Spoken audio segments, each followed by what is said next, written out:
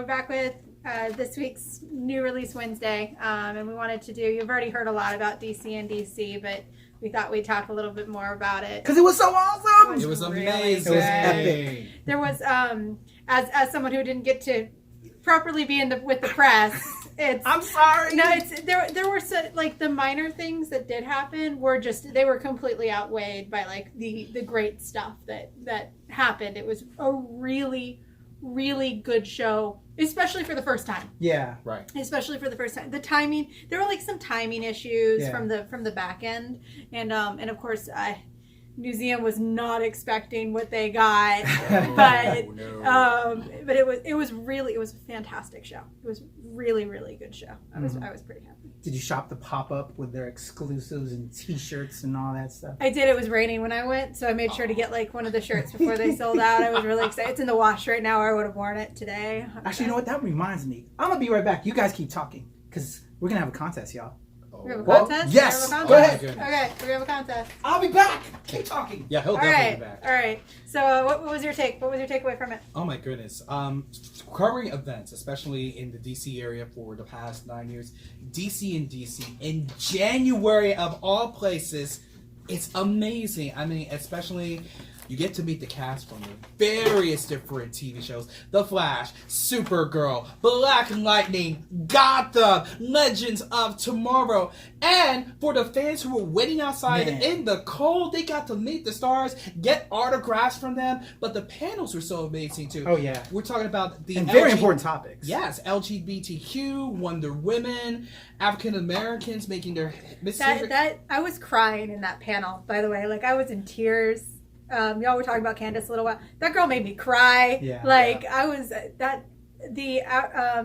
shades of a character. Yes. The very first panel they had. I won't deny taking a short side tangent on like what we'd like to see grow. My husband, who is not as like forward about like political views, especially when it comes to like I'll talk about how I want diversity everywhere, but he's not the type to be. He wants it, but he's not the type to talk about it. Right. One thing that he would really like to see is like there was some amazing African American point of views, but he's like I would have liked to see some Hispanics, some Asian, but like other than that, like I was literally like at one point because I was live tweeting the entire time. I was like sitting there like in tears, like I can't see what I'm writing right now. I did a search for you I did a search on DC and DC when I was getting images for a lot of our posts and everything we were putting up, and your picture came up, by the way. This girl right here. NRW Zone. I'm not a huge. I don't have a huge following. Like I'll totally like be like, hey, I gotta follow it. No, I really don't. But like I had. I was having a problem live tweeting because people were liking and retweeting so much. I guess that's not a terrible thing to have, but I was like, no, get a notification, go away. I'm trying to type here. I've never had that problem before, so it was different. I was like, what? That's my homie right there. That was pretty cool. But I have to admit, the best part was definitely Black Lightning. Yes. Making its debut just a few days, especially on Martin Luther King weekend. And at the African American Museum. Yes. Perfect. Oh, hits you right there. Exactly. Yeah. And especially see Cress Williams in that role. It's like, please don't let it be Mantis. Please don't let it be Mantis. Oh, gosh. But it's like, it's nothing but Mantis. It's exciting. In fact, I told him that the way I saw that show, it's like it didn't come from CW. It looked like it came from NBC, Fox. It looked like it came from Netflix, but this is CW. It's like, oh my gosh, they really stepped up the bar here. Mm-hmm. They put money into this, and they did say that they've had enough follow through, and they finally have the money to put into a character where they can give all. I mean, we have Constantine coming back on purpose. Like we find CW is finally putting in the money to really live up characters to their full potential, and Black Lightning is definitely a good choice. And once again, fuck you, Trump. Glad to say it more and more and more. glad that DC decided to do it here, which is on purpose. Yep. Sorry to say. Not sorry to say. Sorry, not sorry. Yeah, because they're kind of holding like DC in Chicago. Yeah, so when it sounds right. No, it's if you look at the original statements, they're like they were very obviously like, we want to say things. And that's what Diana said. One of the lead editors from Warner Brothers. That's what she said. Mm-hmm. She's like, I would love to say things but I can't because I work for DC and I can't make anything official in it. So I was so happy. Amazing. I loved it. Just the vibe, the spirit, and just everybody involved made me even more of a DC fan. I'm a big Marvel guy. Didn't have to work that hard for me. So it makes me want to pick up the titles. It makes me want to watch more of the shows. It was an amazing experience. The only thing didn't make me do was the cinematic universe. That's the one part they still got to beef up. Yes. But, they didn't bring it up at all, too. They did not talk about it. Other than Wonder Woman, which I love. Yes. And we all love Wonder Woman because Wonder Woman was fantastic. Mm-hmm. But that was very interesting. They did not bring it up. Yes. Warner Brothers was more than happy to just glaze over that conversation. But the panels were great, and Black Lightning was... They could have really like jazzed it up to a point where it might not have been good, especially with the money that they put into it. But it was really good, and they let I always forget the name of the writers.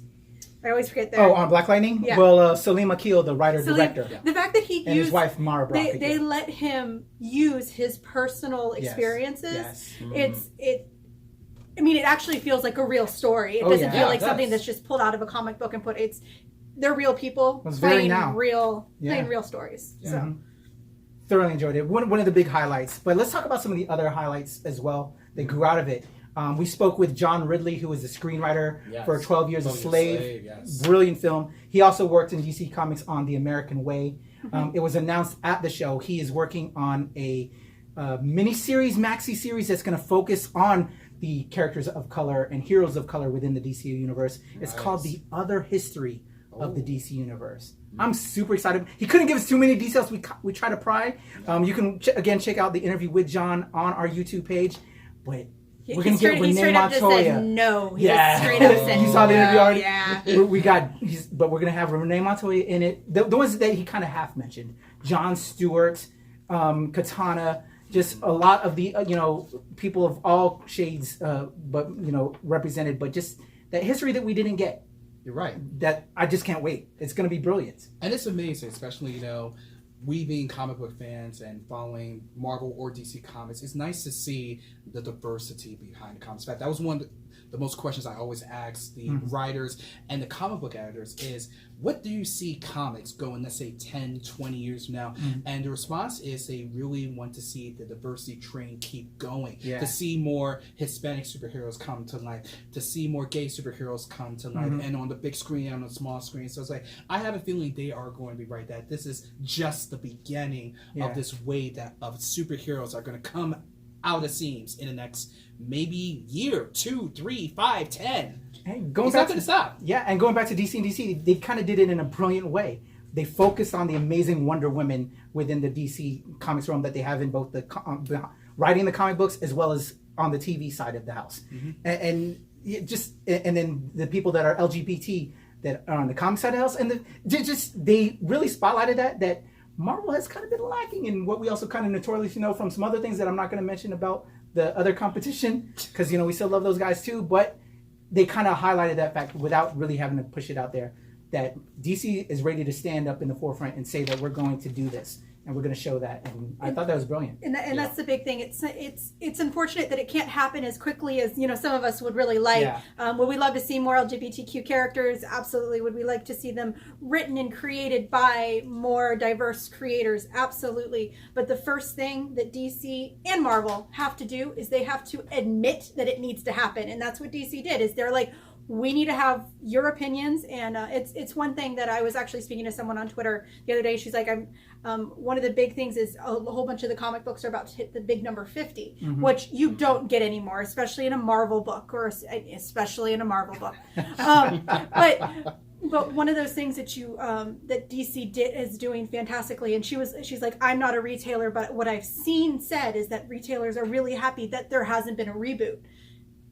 DC is taking what we want from a consumer and a retailer perspective, and they are turning it into books. And the first thing they have to do is admit that there needs to be change, there needs to be updates, there needs to be diversity. And that's exactly what they did. It was great. It was fantastic. Absolutely. Some other highlights, some other announcements that were made. I think you had some info on Action Comics 1000. Action Comics 1000 was not announced at DC and DC. Okay. I mean, it wasn't announced at DC. Okay. What was announced in December, November was. Well, we're keeping it DC. We're keeping it DC. We're staying it there. What was announced is that there was going to be a $29.99, it's $30 hardcover. It's going to have a whole bunch of really, really fun content, but they didn't say anything about Action Comics 1000. They just had this really cool, pretty hardcover that they're talking about.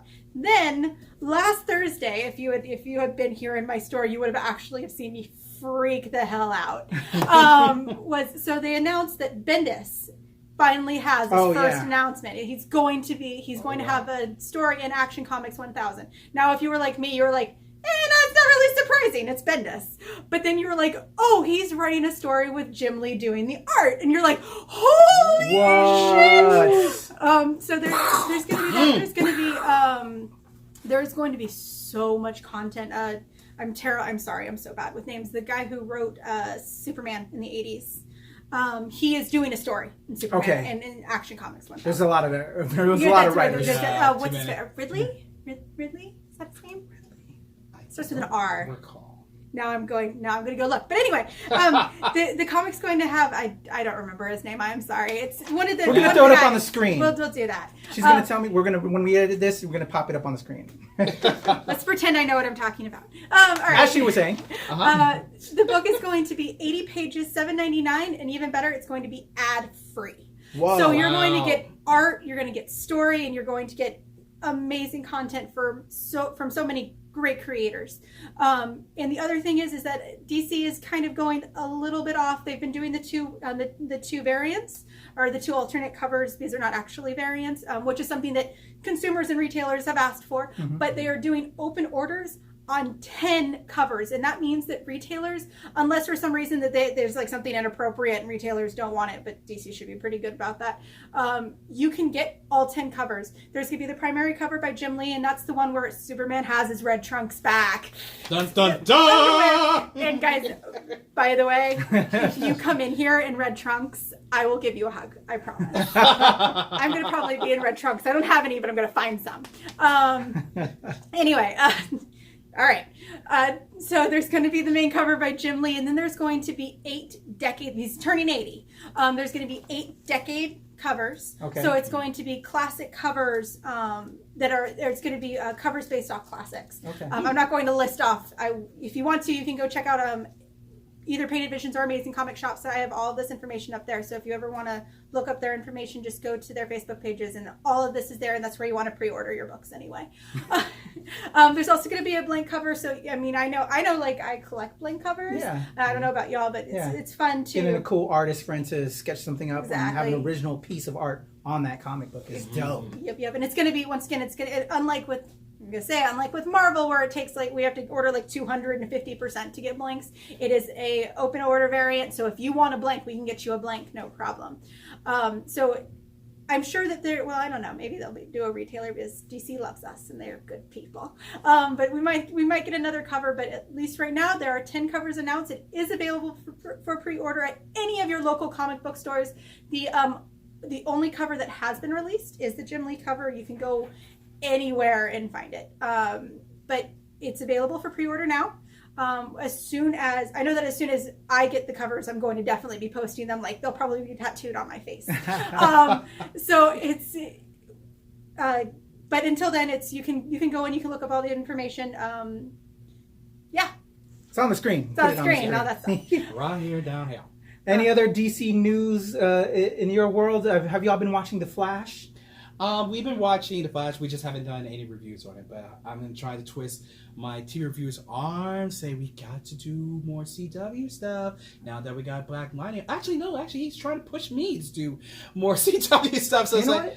Now that we're working together, we'll have to do something together. We'll do it for, episode 2 is getting ready to drop. We'll chat on Black Lightning episode 2. Absolutely. So I'm a little off on the last season of Flash that I was watching sparingly. Apparently, the rumor is spoilers, boom, boom, boom. It's popping up across the screen. Apparently, this is a rumor, so we're not sure if it's true. Mm-hmm. But apparently, Iris West might be pregnant. And if you're a fan, I know you haven't been read too much of the comic book stuff, but with her being pregnant, there's this other character in the DC universe that could be leading up from that birth and all that type of stuff. Right. So, so there's some rumor there. Let us know in the comments. We'll just dangle that and let you play with that real quick. Richard Donner. I knew she was going to do that. Sorry, I did it. I gave her time. He's the director of Superman. I apologize. Christopher Reeve. Will forever be my Superman. He is much love to Tom Welling. Much love to Henry Cavill. Although we've already talked about that. Everyone else. Him and Jeff Johns are writing a miniseries together. Wow. So that's another one. So it's like you're gonna have. Jeff got his start with Richard. If you knew about that, if you know your DC history.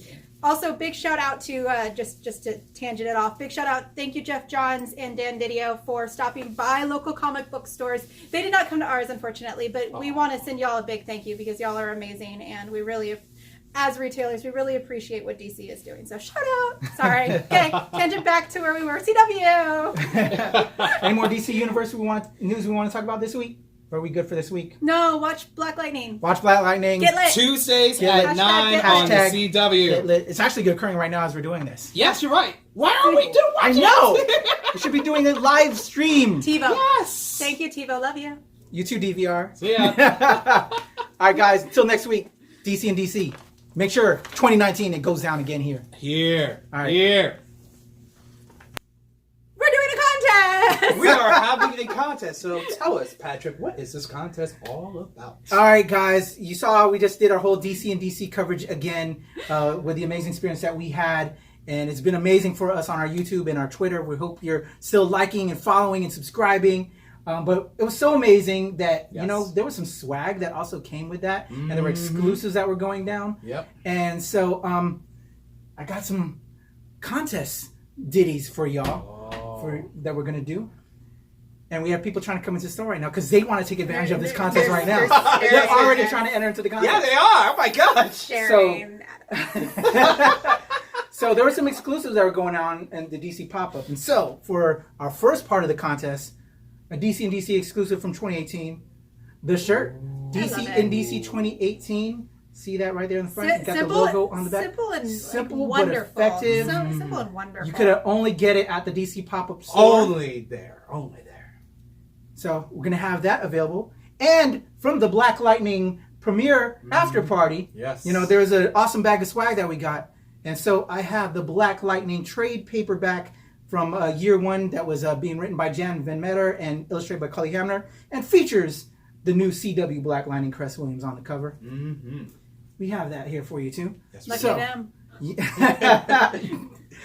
I'm going to bring her next time, I promise. No, that was my bad. It's my bad, guys. Don't worry about it. So we have for our amazing contest this awesome shirt, DC and DC 2018 exclusive, and this Black Lightning trade paperback. Make sure you're subscribing. That's one way to enter. Make sure you're following us on Twitter at the NRW and our Instagram as well, and that's at New Release Wednesday. And on Facebook, New Release Wednesday. Make sure you've liked, subscribed on all of that. And then on our YouTube page, comment on this video for the contest that you've done all of that, and then you're entered. All right? Do all that, like, follow, subscribe, then make a comment on this video that you've done all that, and you're entered into the contest, and we'll announce our winner the next time we're here at the shop on who's going to get all of these goodies. All right? Remember, once in a lifetime. Can't get anywhere. Yeah. Heather deserves this, so, she better enter before I'm forced to give it to Heather. And that guy who tried to come into the store. All right, guys, enter. We hope you'll love us, like us, because we got a lot of stuff coming for you. Enter today.